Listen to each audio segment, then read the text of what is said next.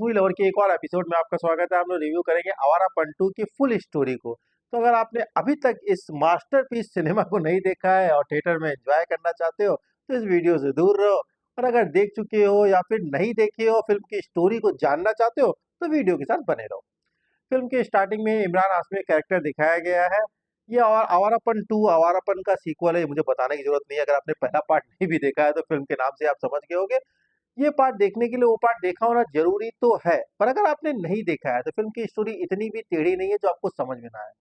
Film के starting में इमरान हाशमी का कैरेक्टर शिवम पंडित जो रोल वो प्ले कर रहे हैं, वो अपने मासूक के कब्र पे बैठा रहता है।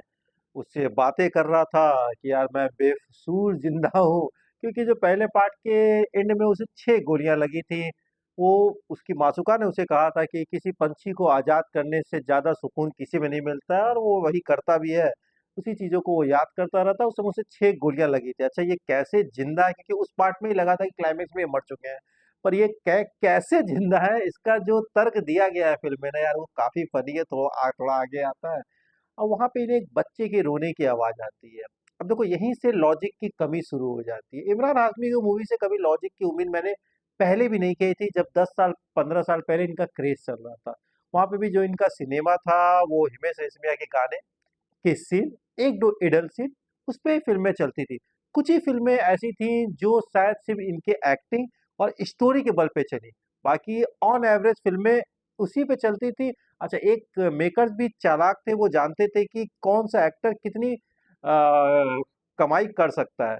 तो लो बजट फ़िल्में बनाई जाती थी 15-20 करोड़, और अगर वो 30-40 ही करोड़ कमा ली तो वो हिट हो गई। तो इसी कॉन्सेप्ट में काफ़ी एक लंबे समय तक फ़िल्म इंडस्ट्री पे राज किया इमरान हाशमी ने। इनकी फ़िल्में एवरेज हिट जाती हैं। हाँ, कुछ-कुछ फ़िल्मों को मैं छोड़ दूँ, जैसे कि आपकी जन्नत, वो एक मैसिव हिट्स हुई थी, और मर्डर, वो भी एक अच्छी थी। उसके बाद मर्डर 2, मर्डर 3 आई, वो एवरेज ही गई।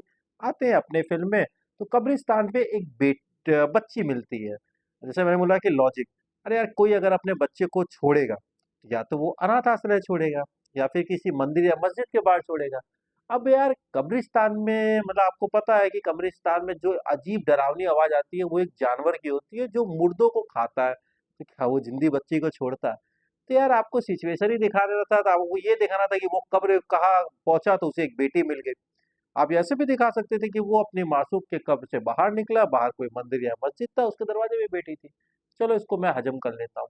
अब वो बच्ची को लेके अनाथ आश्रय जाते हैं, तो एक अटैचमेंट बच्ची के साथ हो जाता है। बच्ची का भी इनके साथ, मतलब बच्ची ज़्यादा बात नहीं करते हैं। बच्ची 6-7 साल की हो जाती है, फिर कुछ लोग उसे गोद लेने आते हैं। बच्ची पहले जाना नहीं चाहती है, फिर ये समझाता है शिवन पंडित का कैरेक्टर, इमरान हाशमी का कैरेक्टर, शिवम पंडित उसका नाम है, कि यार तुम्हें जाना होगा, तुम एक अच्छी लाइफ जी सकती हो जो मैं तुम्हें कभी नहीं दे पाऊँगा, मेरे साथ वो लाइफ कभी नहीं मिलेगी। बच्ची भी मान जाती है। फिर थोड़ी देर बाद एक पुलिस वाले की एंट्री होती है। शिवम पंडित बताता है कि मैं ये सब काम छोड़ चुका हूँ, वो एक मदद चाह रहा था। फिर वो बताता है कि जिस पेरेंट्स ने तुम्हारी उस बच्ची को अडॉप्ट किया, वो मर चुके हैं। ये शॉक्ड होता है, फिर पता चलता है कि वो पेरेंट्स थे ही नहीं, वो सब बच्चियों को बेचने-खरीदने का काम करते थे, एक दलाल थे। और वो दोनों मर गए हैं, अब बच्ची बैंकॉक जा चुकी है। तो यहाँ पे मुझे थोड़ा लॉजिकली लगा, क्योंकि शिवम पंडित का कैरेक्टर पहले पार्ट में ही दिखाया गया था, बैंकॉक के अंडरवर्ल्ड के साथ वो जुड़ा हुआ था। तो वहाँ के जो सिचुएशन है उससे भली-भाँति वाकिफ़ था। और पुलिस वाले का तर्क ये था कि मेरी अंदर की टीम भी वहाँ मिली हुई है, तो मैं उनके थ्रू बच्चियों को बचा नहीं सकता। और ये बच्ची तुमसे अटैच थी, तो मैं तुम्हारी मदद चाहता हूँ। ये चीज़ मुझे थोड़ा-सा लॉजिकली लगा। तो ये इनका कैरेक्टर बैंकॉक पहुँच जाता है। बैंकॉक जाने के बाद कई छोटे-छोटे गैंग्स थे, पर 2 गैंग बड़े थे। एक सवाना आज़मी का गैंग, जो आपने ट्रेलर में देखा था, और एक गैंग और था जिसमें वो ड्रग्स का जो मेन मेंबर था, वो ड्रग्स का कारोबार करता था। उसके 3 बच्चे थे। बड़ा बेटा थोड़ा अननॉर्मल था। दूसरी बेटी दिशा पटानी, इनका रोल, वो सिर्फ़ ग्लैमर की कमी को फ़िल्म में दूर करती है। रोल थोड़ा इम्पोर्टेंट था, और अगर और बेटर तरीका, मुझे इनकी एक्टिंग देख के ये लगता है ना कि ये बंदी थक चुकी है। शायद इसे एक ही तरह के रोल मिल रहे हैं और ये एक्टिंग करना ही नहीं चाह रही है, क्योंकि जो मैंने दिशा पाटनी को इनकी पहली फ़िल्म एमएस धोनी में देखा था, वो दिशा पाटनी मुझे फिर कभी दिखी ही नहीं। सिर्फ़ एक फ़िल्म में ग्लैमर की कमी को पूरा करना, आप सिर्फ़ इसलिए साइन किए जाओ, ये इम्पोर्टेंट नहीं है। फ़िल्म पे आगे बढ़ते हैं। और उनका एक छोटा बेटा था जो थोड़ा क्रिमिनल था, वो अपने बाप जैसा बनना चाहता था, उसी ने ये नया बिज़नेस शुरू किया था, लड़कियों के खरीद और बेच का। जो उसके बाप को नहीं पसंद आया। क्योंकि अब उसका बाप का तर्क वहां पे क्या था कि हम लोग ड्रग्स का धंधा करते हैं, अगर तुम ये ह्यूमन ट्रैफिकिंग का धंधा करोगे तो देश विदेश की पुलिस तुम्हारे पीछे पड़ जाएगी। मतलब यार ड्रग्स का धंधा तो इलीगल थोड़ी ना होता है, उसके लिए तो देश विदेश की पुलिस पड़ेगी ही नहीं। हाँ, ह्यूमन ट्रैफिकिंग करेंगे तब देश विदेश की पुलिस पड़ जाएगी। चलो ठीक है। अब ये उनको मना करते हैं फादर, बच्चा लड़का करना चाहता है, वो अपने बाप को वही मार डालता है। अब वहीं पे एंट्री होती है अपने इमरान हाशमी के कैरेक्टर की कि जब उसका अंतिम संस्कार चल रहा था, वहीं पे कुछ गुंडे हमला करते हैं। वहां से ये तीनों भाई बहन भागते हैं। टैक्सी वो चला रहा था, शिवम पंडित अपने इमरान हाशमी का कैरेक्टर, वो उन्हें लिफ्ट देता है, फिर उन्हें उन गुंडों से बचाता है। आप भी समझ गए होंगे ये सब इमरान हाशमी किया था उनकी गैंग में शामिल होने के लिए। अच्छा, उसके फादर के दो, एक राइट एक लेफ्ट हैंड थे जो हमेशा उसके साथ रहते थे। उसके मरने के बाद वो सब बेटे के साथ हो जाते हैं। पर इतनी जल्दी वो तो चाहता है कि यार इसने मेरी जान बचाई, तुरंत गैंग में शामिल कर लो। पर वो दोनों कन्विंस नहीं होते हैं, तो वो एक काम देते हैं एक बंदे को लाने का।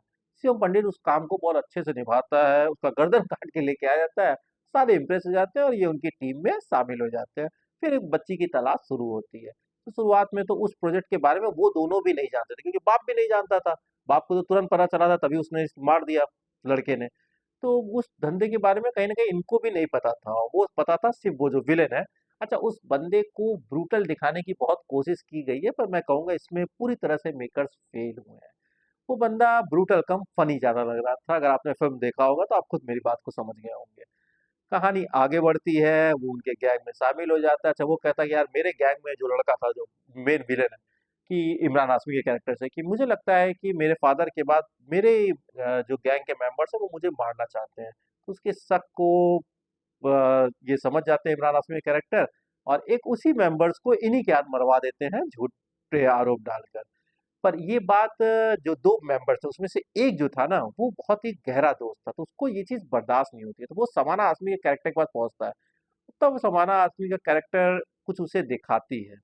अच्छा, यहाँ पे जो दिशा पाटनी है, इंटरवल के पहले एक ट्विस्ट आता है, वो भी समाना आज़मी के समाना आज़मी जो के कैरेक्टर से मिली हुई थी।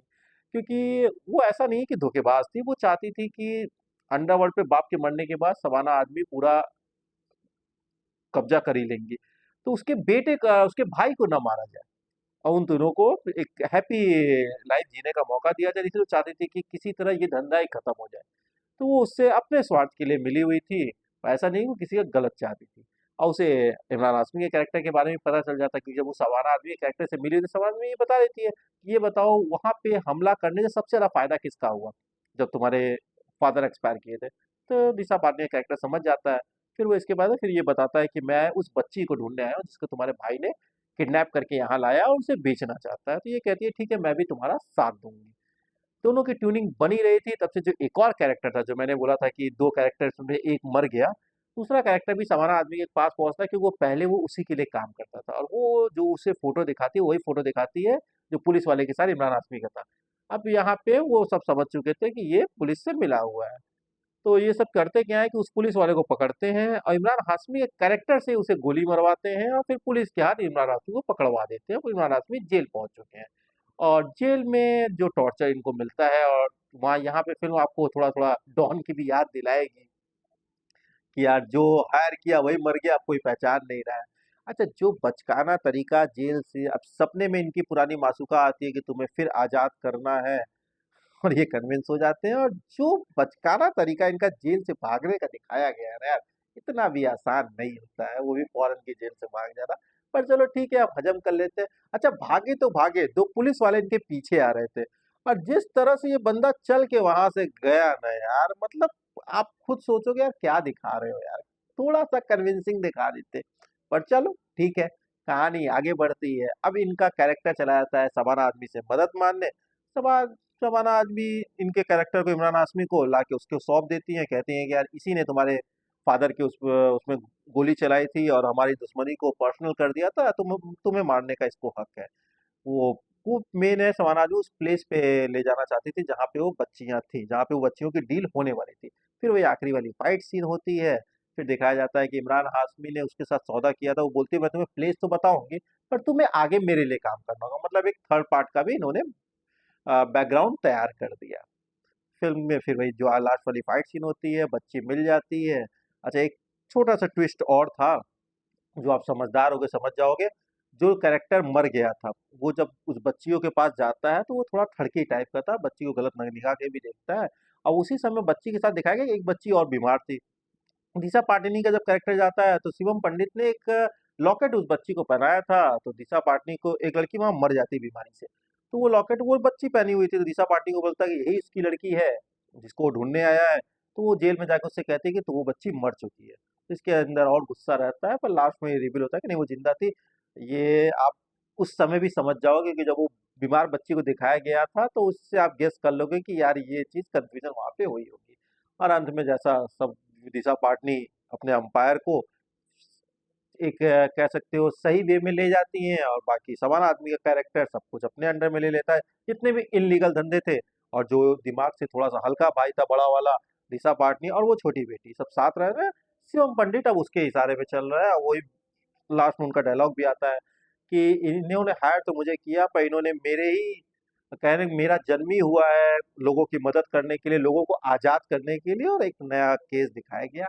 तो थर्ड पार्ट बिल्कुल बनेगा, क्योंकि एक 25 करोड़ के बजट में बनी फिल्म अभी तक 120 करोड़ के ऊपर कमा चुकी है, तो फिल्म अपने बजट से काफी हाई चल रही है। यही सब देखता हूँ यार। लास्ट ईयर मैंने सैयारा देखी, जो सच में मुझे नहीं पसंद है, कि फिल्म में लॉजिक की इतनी ज्यादा कमी थी, वही सेम चीज मुझे यहाँ फील हुई। तो यार दर्शक, अच्छा, हर दर्शक का अपना एक टेस्ट होता है। जिस तरह की ऑडियंस मैंने सैयारा पे देखी थी, उसी तरह की ऑडियंस मुझे यहाँ भी दिख रही थी।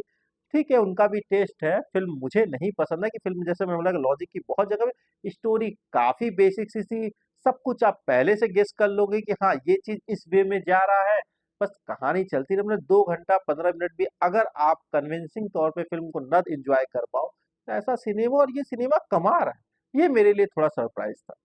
मैंने इसका बंटवारा के साथ ही उसी दिन मैंने दोनों देखा था, उसके साथ मेरा रिव्यू था, वो आप जरूर चेक करना। आज मैं स्टोरी रिव्यू कर रहा हूँ। तो यार आप स्टोरी से ही समझ गए होगे कि फिल्म में क्या नयापन है। जैसा आज से 15 साल पहले फिल्में बनती थी, उसी कॉन्सेप्ट। अच्छा, आवारापन वन की एक अच्छी बात थी, उसके गाने काफी टचिंग थे। इस फिल्म में भी सिर्फ एक गाना अच्छा है, जो पुरानी गाने को ही रिक्रिएट किया गया है। हाँ, दिशा पाटनी और इनके बीच में अफेयर दिखाया गया, दोनों एक दूसरे के नजदीक आ रहे थे, वो चीज थोड़ा सा लॉजिक था, क्योंकि भाई देखो, दो अकेले इंसान जब मिलते हैं, तो वो बहुत जल्दी एक दूसरे के करीब आ जाते हैं। उसमें कुछ गलत नहीं था। पर वो जो साथ में गाने चलते हैं, अगर वो थोड़े कन्विंसिंग होते ना, तो वो चीज और देखने में मजा आता। तो फ्रेंड, ये था इस फिल्म का स्टोरी रिव्यू। आगे भी हम लोग फिल्म के रिव्यू के साथ साथ कुछ दिन बाद उसके स्टोरी रिव्यू भी लाएंगे। अगर आपको इस तरह के वीडियो पसंद हो, तो प्लीज हमारे चैनल को सब्सक्राइब करिए, वीडियो को लाइक करिए। Okay friends, thank you.